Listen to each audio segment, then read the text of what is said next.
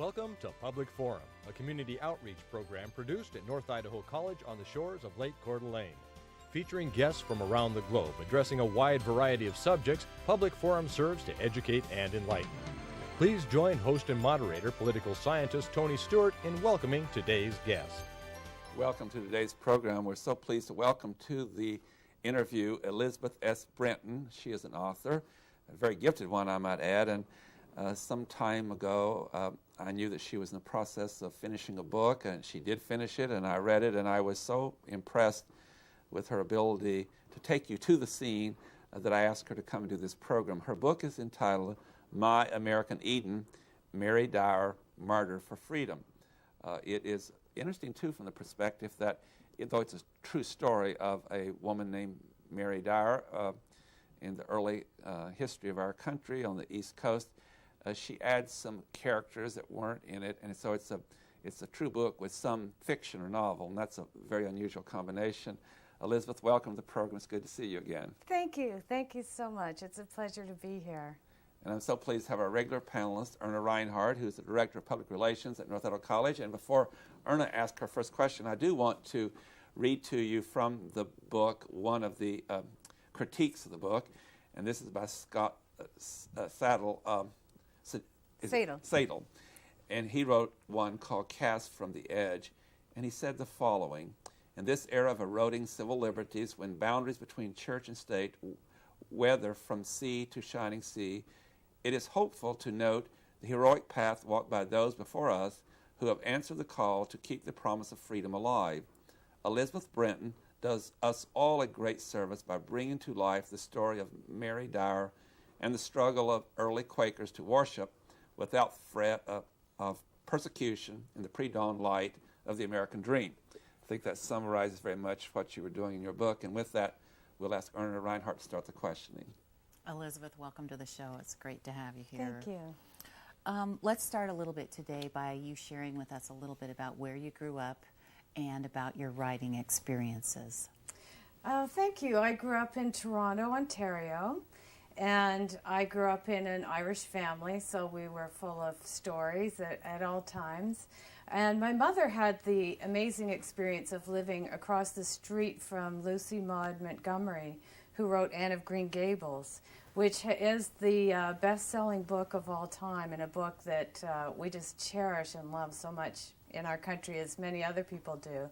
And so when I was 11 years old, my mother gathered my best friends together to start to read Anne of Green Gables, which we started in June, and she read it to us out loud. And that just lit a fire in me that just cannot be quenched by anything. So from that point on, I've always had a passionate desire to write. It's something that you may have all the will to do in the world, but as you know, it's a craft that takes time. So I've worked at it for many years. Excellent. We're going to have you read from the prologue of your book in just a minute, but before you do that, set the stage for our viewers and tell us who Mary Dyer was and where the book is set, and a little bit about the book before you do the reading. Okay, thank you. I answered an ad in Poets and Writers magazine to attend a workshop that was in upstate New York in a place called Old Chatham. And it was something that was run by the literary editor for Random House, Doug Stump. And we also had the chief editor from Farrar Straus and some very heavy hitters in the literary world. We were to submit 30 pages. And it was one of those things that you kind of mail off as just like buying a lottery ticket and think your chances are 1,000,000 to 1. Well, as luck would have it, I was accepted. And at that time, I had been working on sort of a modern comedy of manners, and I'd been working on it for several years. So right before I was to leave, they sent a note saying, by the way, you need 30 pages of another piece that you're also working on for this workshop. And I had nothing. I later found out that no one else attending this did either. They were all at the same phase. But I had seen this line in a history book about this woman named Mary Dyer, who was executed for her cause of religion in Boston in 1660. And what intrigued me was that she had the will to martyr herself once. And the first time, she walked to the gallows with two friends who were hung by the neck until dead. And she had the noose around her neck and was just about there when she was given a last-minute reprieve by the governor and released into the custody of her husband, very much against her wishes, because at that time she was ready. And so when I read that she came back a second time, and the second time was put to death, I thought, what a dramatic story. And I was very intrigued, but that was it. And yet I had to come up with 30 pages. So I just jumped in, wrote the 30 pages, and went to this workshop. And while I was there, the editor, one of the editors, asked me to meet him in the kitchen, and he offered to buy the book right then, unwritten from those pages. He was very intrigued by the story. And like a ninny goose, I said, no, I couldn't sell something I hadn't written, because I just felt I couldn't do that. But I did have that encouragement, and so that was the start of it. And from there, I just continued to do more and more research, and then found the amazing coincidence that my husband's grandmother was the model for the statue of Mary Dyer that sits in front of the State House in Massachusetts in 6 feet high in bronze. And so when I learned that, I thought, this is a lot of momentum, and I hope they have the right person, but I guess it's me. Destiny had called. Yes, That's yes. an amazing story. Yes. Go ahead and share with us a paragraph from your prologue. Okay. We landed with no thoughts of religious freedom in mind. We sailed to Boston because my mistress read one of Governor Winthrop's pamphlets circulating through London in 1635, hearing of a place where the people were knit together as one. She set her sights on going. Mary convinced her husband to plunk down the required £50 to purchase a share in the Massachusetts Bay Company. They planned to leave England behind for good. She longed for a friendly village, a place to build a home where citizens would be judged by their good deeds, not by who their father was or wasn't. She grabbed hold of that vision, and she clung to it even till the end.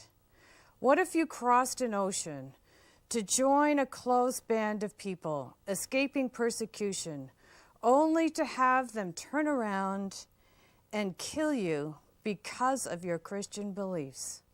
25 years later, she was executed on American soil because of religion.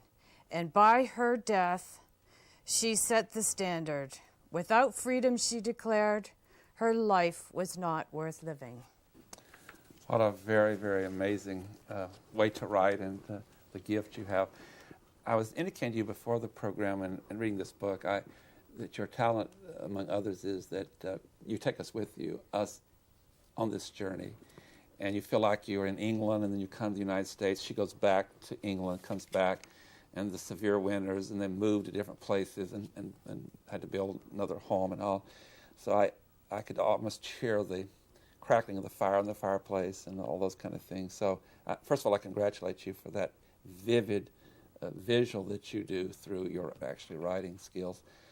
Tell us a little more about Mary Dyer's time. She left, as you've indicated, she left with her husband and family. She left England, came here.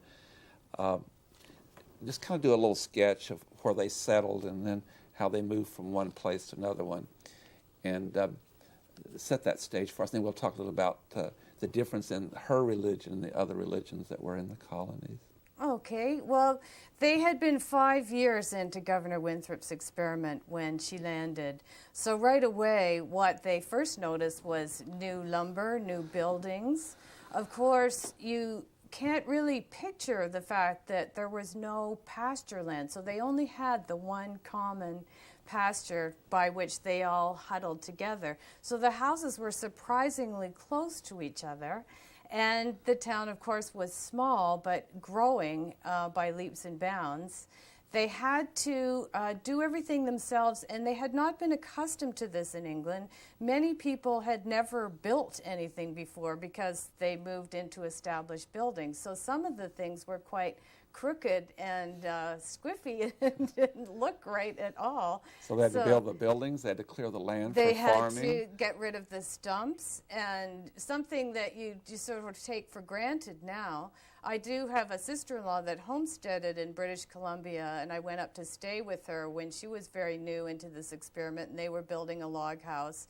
And I spent days working with this apparatus to remove stumps. So I know that stumps were a huge obstacle to any kind of pastoral living. And so they were a tight-knit group to begin with. And right away, she made very good friends with Anne Hutchison, who was the midwife who lived across the street from Governor Winthrop and was one of the leading citizens of the town. We have to remember that it was a company, so it had business interests. It had people had a share in it. So they had a say in it. If you were a church member, you also had a say in things. So, like any kind of group that tries to do things by consensus, there was dissent almost right away. And so when she arrived 5 years into this experiment, the town was basically already in two factions. Yes. Identify those two factions for us. Yes. Anne Hutchison was a minister's daughter, and she had followed this minister over to the New World. And they, at that time, thought that they had this wonderful opportunity that they were, for all intents and purposes, going back to the Garden of Eden. And they had a new chance. I mean, just imagine if we found a planet that was perfectly like Earth, with maybe some very kind indigenous people, but empty and ours for the taking, and say Microsoft put together a group of people to go over there and colonize it. We would feel the same way, I'm quite sure. I think we would really want to do things very well this time and maybe avoid some of the pitfalls that we've been through in history, and that we could somehow be better people. And so that was a lot of the sensibility, and that is basically what they argued over. Anne Hutchison was a strong woman. She had this role of being the midwife. She had all the allegiance of the women in the town, and indeed she was very skilled as a physician in delivering children. And she had a meeting every Sunday in her home, every Monday after church, to discuss the sermon.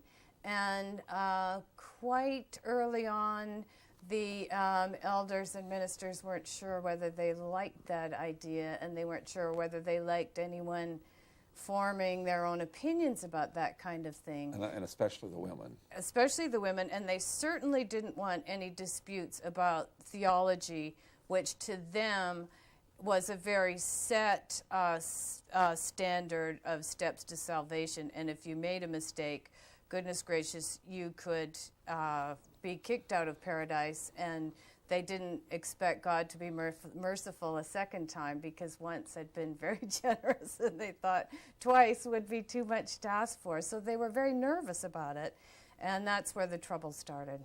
Erna. At one point in time in the story, some of the people become banished from the community. Tell us about that, and where they ended up going and why they got banished. Well, it was an incredible situation to read about when you think of the logistics of it. To have a difference of opinion is one thing, but they weren't actually acting on any laws of England when they disenfranchised these citizens. It was really a very small group becoming a theocracy and saying, I'm sorry, I don't like the way you're doing things. We want you to turn in all your muskets. And this certain group, anyone that had anything to do with writing a petition to the king, which was what started it all, needs to leave.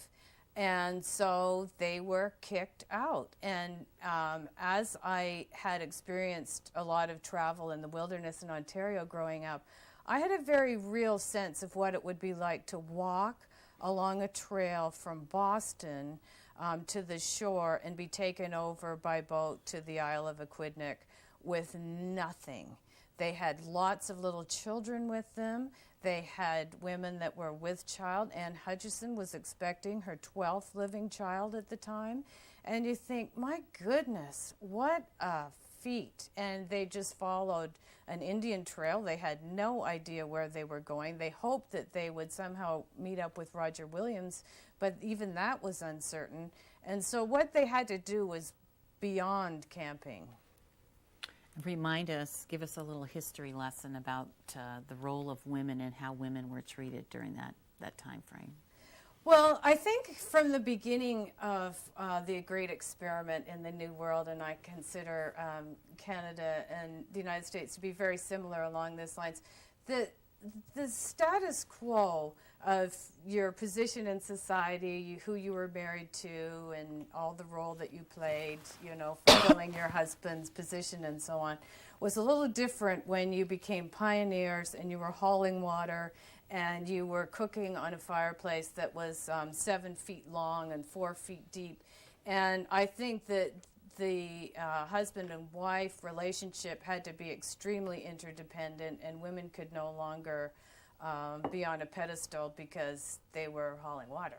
And I think the men were extremely grateful to them for survival and for their partnership. And so I think it changed, the strictures of society changed, even the way they dressed changed. They couldn't carry on those roles forever. And of course, women having to do all that would demand a stronger say in how things were done, since they were equal partners in the labor.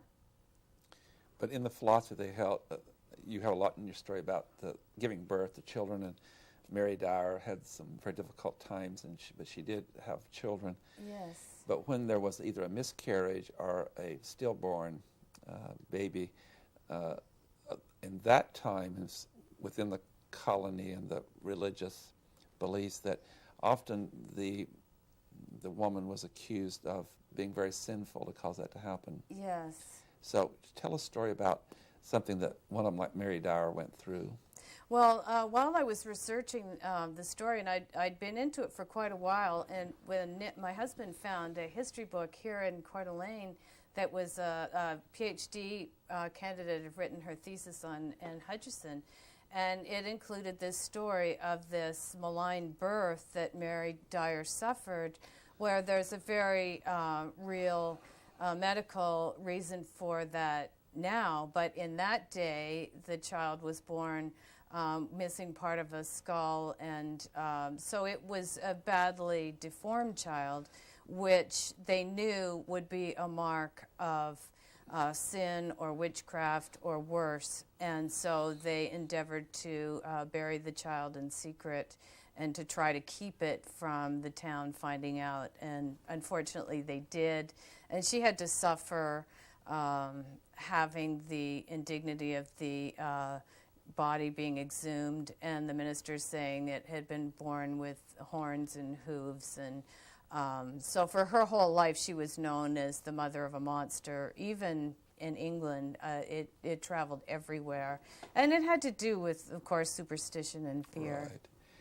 One of them, for me, before I go back to Erna, one thing we don't want to miss on this program is that, if you indicated earlier in the program, she was tried and was sentenced to death with others, and there was a reprieve to her husband. Then she went back and was executed.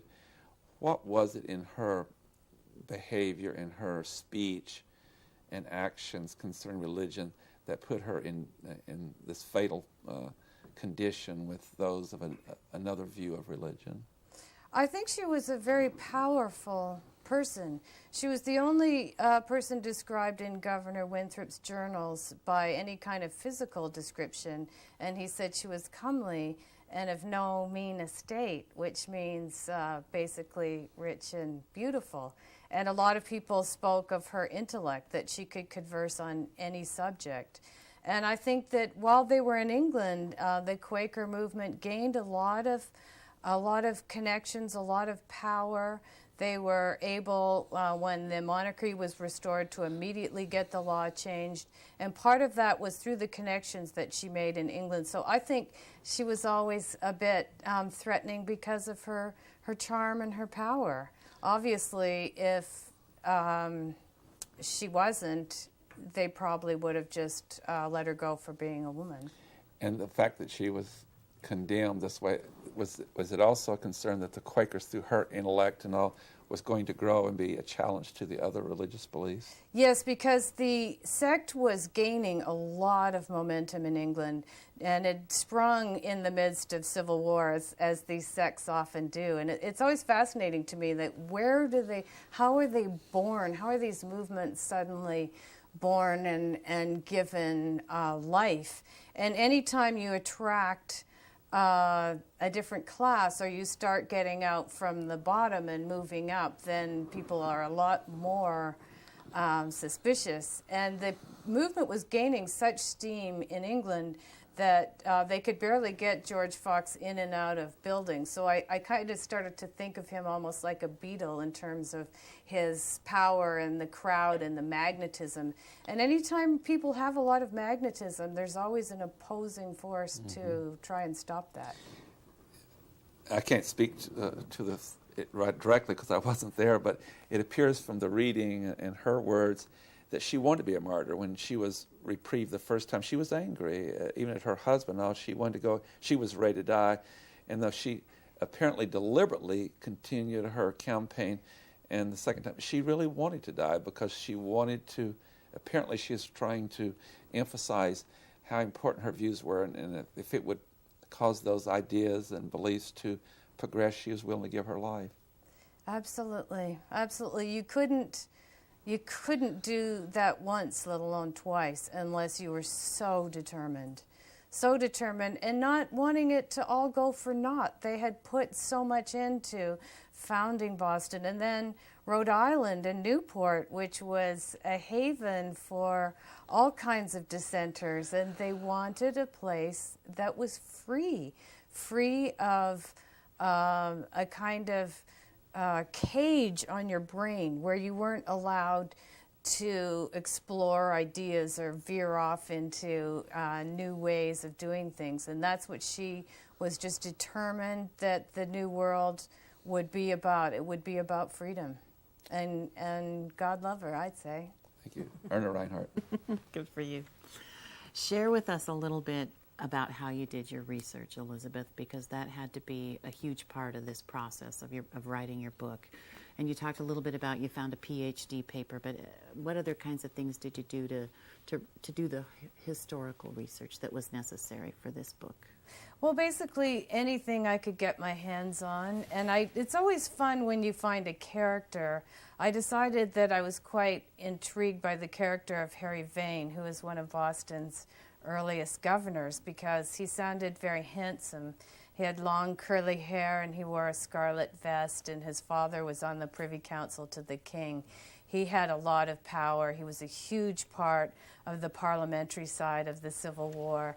And so it was fun when I found a biography. Again, my husband gets the credit there. He went back east to visit his aunt, who lives in a house that was built in 1760, and she's in the heart of Pennsylvania in Bucks County. And he said, "Where can we find some old books?" And she said, "Oh, goody, I know just the place." And she took him to this huge barn, and he found this several books actually on Harry Vane with photographs and engravings. And so it was great to just follow it through a character.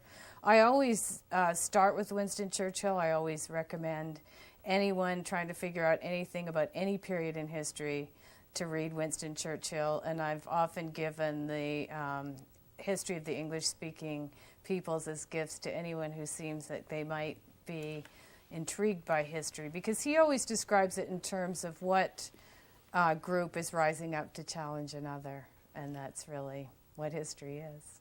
You mentioned earlier in the show that back in Boston there is a statue honoring Anne Hutchinson. Is there anything back there to honor Mary Dyer?